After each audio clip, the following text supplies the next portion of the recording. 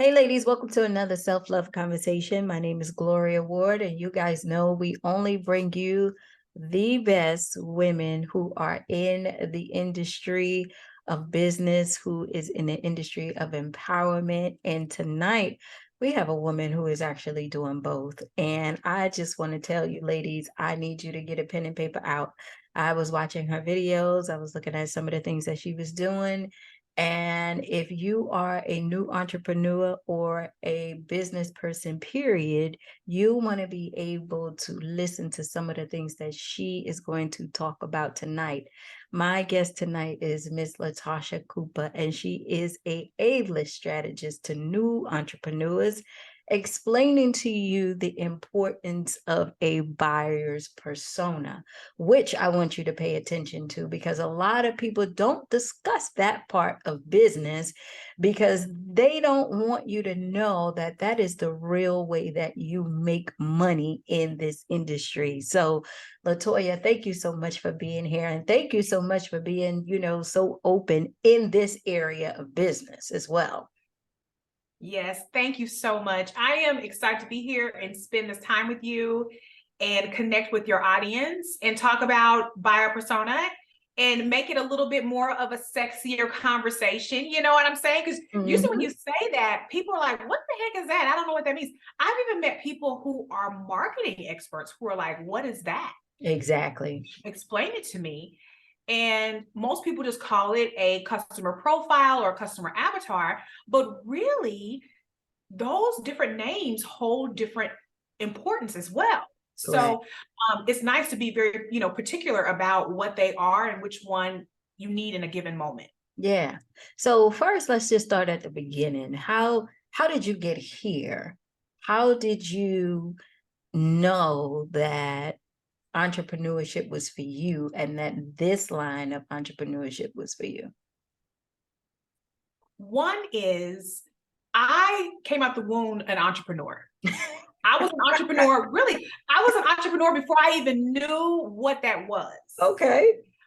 I was a singer. And so as young as 8, 11, 12 years old, I would practice these songs with karaoke tapes. Yeah. And I had this little cassette package and I had all these songs that I had learned. And I would carry this little container around with me. And when I would be in a grocery store or in a library, I would go up to the people in there and be like, hey, do you need somebody to sing at your event? To me, I was just singing. I didn't know that I was moving like an entrepreneur. Yeah. And unfortunately, no one in my community or family really cultivated that skill. So I grew up not even knowing that I naturally had that skill, even though I had this natural passion inside of me. Always wanted to be an entrepreneur. And I ended up going to graduate school and getting my MBA, thinking that was going to help me, push me over the edge and take that leap of faith, Right. And it didn't. It didn't give me that extra boost of confidence to go out and start a business. Instead, I ended up going and working for these, rich CEOs and helping them make more money and being their boardrooms. And at some point, I looked around and I said, why is all these rich men pulling me in these rooms? If I can do it for them, I can do it for myself. And I've been helping a lot of people over the years. So why not bet on myself for once? Exactly.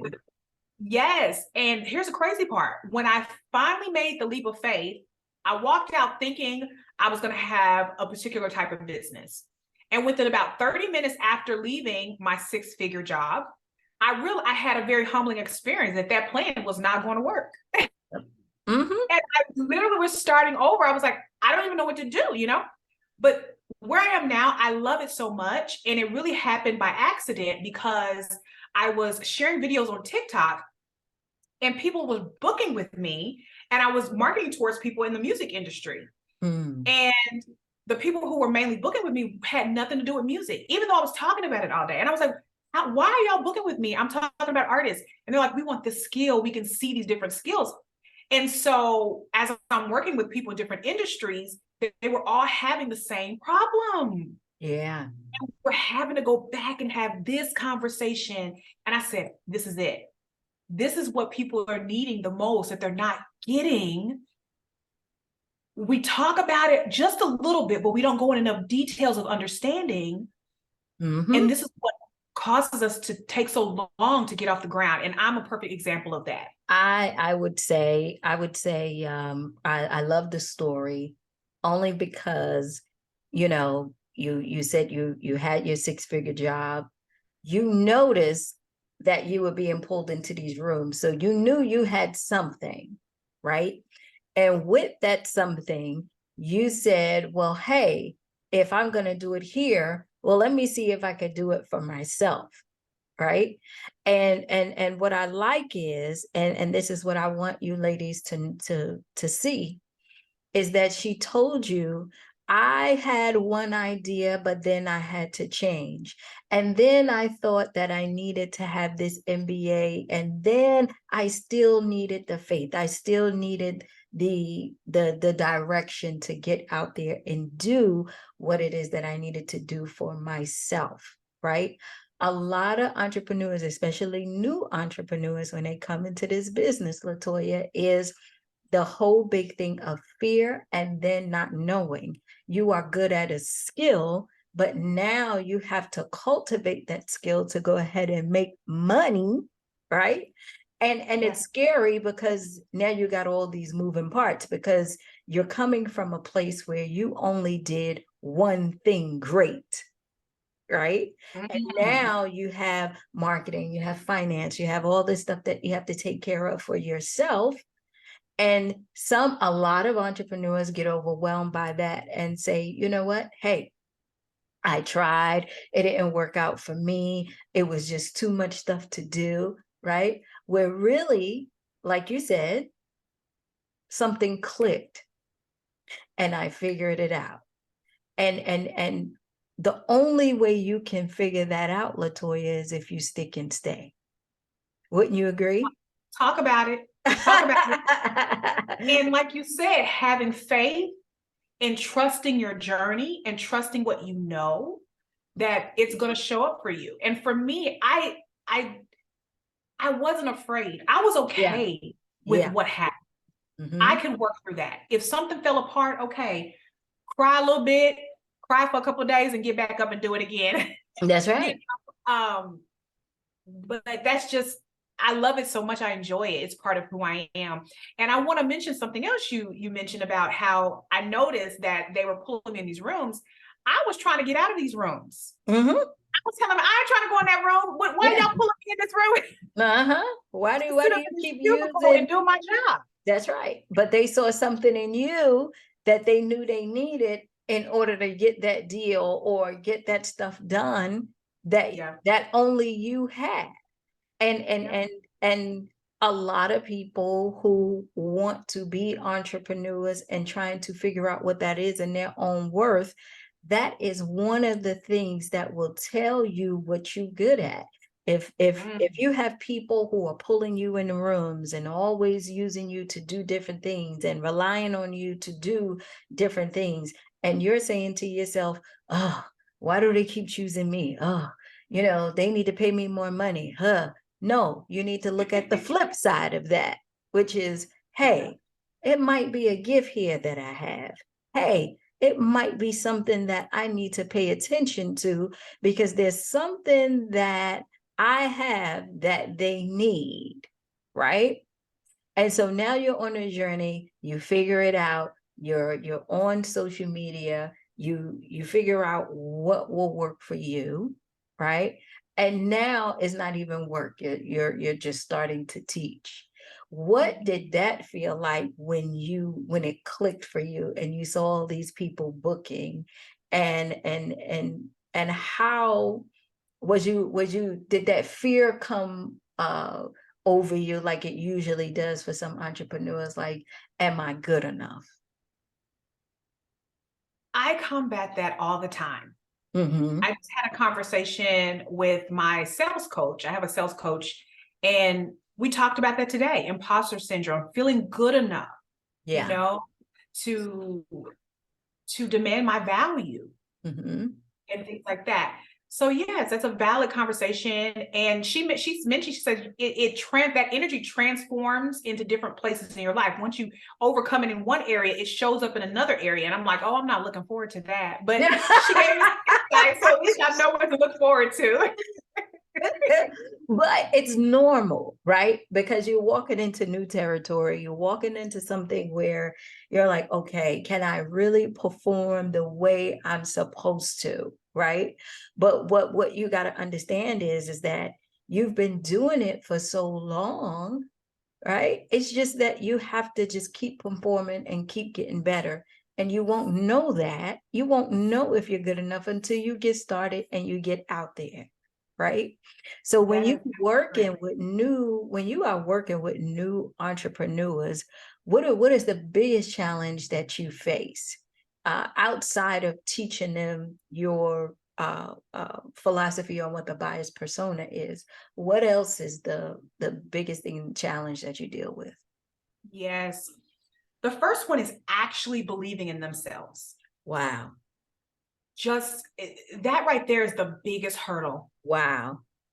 Wow. It keeps us stuck. It keeps us not moving. It keeps us in one spot, dreaming and hoping and thinking that, what we envision for ourselves is not possible.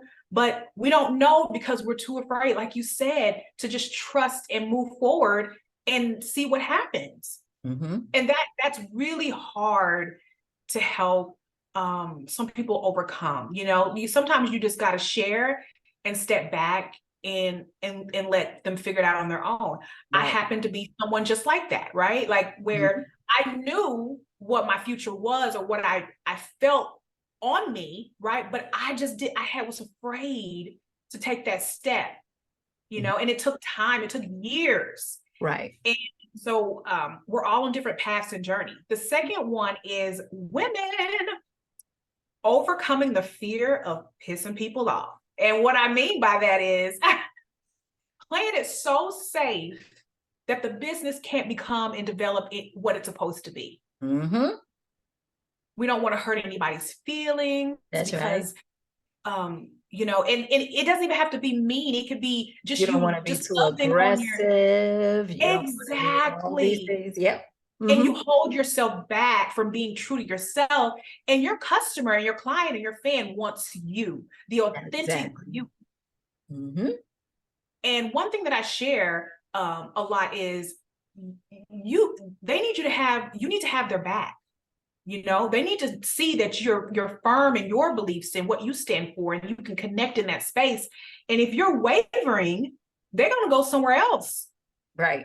And that's one of the biggest challenges: people pleasing, not saying no, and setting boundaries. And check this out. And the reason why I wanted to start the conversation off with this, because this is the major piece as to how you move forward in your business. Because now when we talk about what is buyer persona, why is that important, and how do you use that in your business, and how does it set you apart, none of that will matter if you are not constantly working on the first piece that we talked about, right? Mm-hmm. Because you cannot implement these things unless you are constantly working on your self-confidence. You are constantly making sure you're keeping yourself lifted up. You're constantly feeling like and doing the work and putting the action behind the whole thing of making sure that this is your dream and your vision, and that even though you're open to suggestions, you're open to coaching, you're open to these things, that you are holding on to that idea that you have, right? Mm-hmm. Because Yes. the other things, all the rest of the things are tools. Wouldn't you agree? All the rest of the Absolutely. things are tools. They're just your pathway to getting to that vision and what you want, which leads me to when an entrepreneur is in that position, Latoya, where she's like, yep, I understand, Gloria, I'm working on myself every day, but my biggest hurdle is, and my biggest problem is that I'm really trying to figure out what my message is.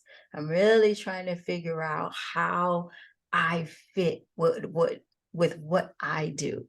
Can you explain what the buyer's persona is, as simple as you can, so that they can see the difference as to how they are supposed to approach their customers? Absolutely. So your buyer persona is going to be the profile of your dream customer. That's how I describe it. Not Mhm. just any customer, your dream, the person that you get joy connecting with and sharing your value. Who is that person? And what are the values of that person? What's the goals? What makes them tick? What makes them make decisions? What are their dreams? And you speak to those and you connect to your dream customer through those components. And those components should be part of your marketing. It should be part of what you focus on in your content, in your business, with your products or your services. What exactly are they needing?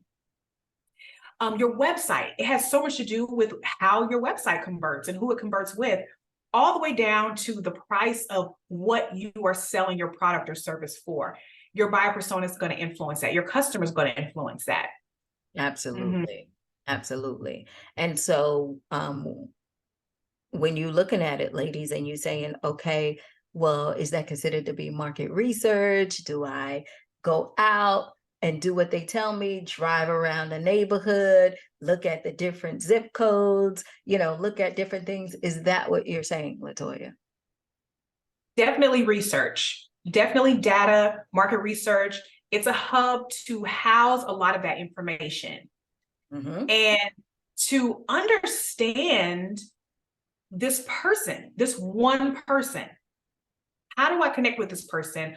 What is the language of this person? What makes them move? Yes, doing the data research, finding a central place to keep that information. And this is a random piece of paper. I just like to hold it up, but it's just something that you can reference and keep Hmm. you on track. That's really what it is. Keep you Right. on track so you're not running all over the place, and all over the place with your messaging. And Right. this particular profile is going to bring you back to home base and keep you at home base. I use mine to even reference who I hire, who I partner with, what type of opportunities I take. Is Exactly. my customer client in that room? Is this person I'm going to hire going to be able to meet the vision and needs of this customer? And the person that I hire that's going to be working with my customers, can they connect? Do they speak the language of my customer? And the importance of doing this work is so that you can cut down on wasteful spending. Because Oh, preach. when you don't know or have your buyer's persona, you are all over the place. And that's the main reason why, especially new entrepreneurs get discouraged, because they're saying, I'm doing the TikToks, I'm doing the social media, I'm doing all this stuff, and nothing is happening. It's because you're talking to the wrong person, right? Talking to the wrong person or not talking to nobody at all. Ain't that the truth? Yes. And I love what you mentioned about wasteful spending. Yeah. If you don't know who your customer is, you're throwing money at stuff, hoping something sticks and works. And I think that's the weird thing about entrepreneurship that I wish more people shared the truth around. Right. We see people who grow and blossom, but it looks like it's just this miracle thing that happened. No, they invested in themselves. They've hired coaches. They've cried tears. They've started over. They've learned how to brand themselves, all these things. And these are things that we should be talking about more, because it's not, this is just a random wonderful experience for someone. They work for it. And if you have access and you're willing to do the work, then you can have that experience too. Absolutely. Absolutely. And you have that opportunity to really, get into the mind of your customer, and like you said, speak their language and understand what their needs are, because a lot of your customers is not on social media. They might be Mhm. somewhere else, right? But because you think you need social media because everybody's on social media, that's not necessarily true, right? The people who are in That the is absolutely luxury correct. market, who are in the luxury market, they probably have social media, but it's probably not their real name. They only have it just to look, right? But they're not looking at commercials and TVs. They're on the lake on their boat doing different things. And if you're not there, if you're in that market, then you're missing out. You're wasting money, right? Mhm. So Absolutely. so tell me, how do you take a new entrepreneur through the process of the buyer's persona? Do you give them a whole list of things that they need to write in and figure out? Is it like during your consultation, you ask a lot of questions? How will it work? Or how does Yes, it work? I ask a lot of questions. I actually have a buyer persona graph that I use that Mhm. I've customized to help my customer understand, even when they leave, like what to do with this information and things like that. But we walk through every section and we break it down, and they have homework. They may have to do some market research and come back and have conversation. We Mhm. talk about not only what it is, how to complete it, but also how to implement it. That's the Excellent. part that's even the most challenging, connecting what it is to how it shows up in your business. And Ex- so we talk about those components. This is how this would potentially show up. Here's some examples. Share with me some examples of how you would implement this and things like that. So I walk them through every step. That's good because a lot of people don't do that, like I mentioned earlier, because they assume that okay, when you're out there and you're talking to your customer, you just make sure you put up these little bitty things and hopefully it will be okay. And new entrepreneurs always get to the point when they get to their marketing and they get to their sales, it's like a freeze. It's like, well, I don't know. You know what I'm saying? Like, I don't know what to do, and and I'm not sure what they like or who they like. I'm just, lost, right? So having Mm. that breakdown for them and constantly asking them questions is something that is definitely needed. And I would ask you, um, as you're taking entrepreneurs through this, um, where do you feel like they get the aha moment about their customer and their business? How long does it take them to really figure this thing out? Is it right away? Is it a couple of months, a couple of years? What is it in your opinion? I have found that it takes some months, even after we meet and we talk about it, right? Mhm. And it's because it's this mind shift.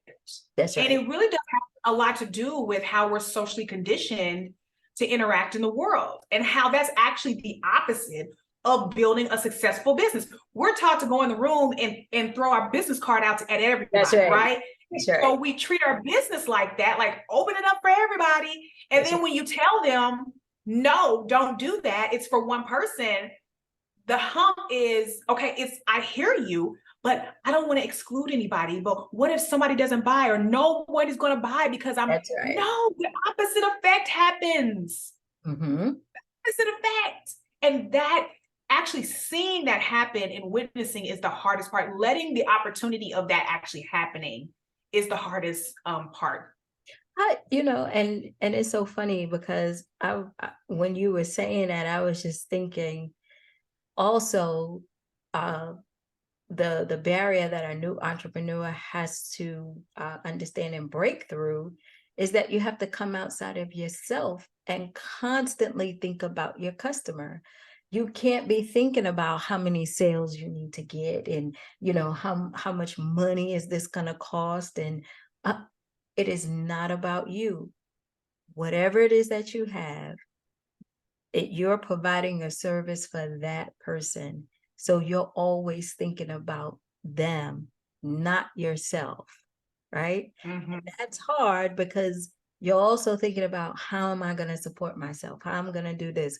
Well, the way you do that is when you figure out really what makes Reggie tick and what will make him buy that wonderful vanilla cake you got, right? Yep. Yep, See? exactly. Exactly. You're exactly right.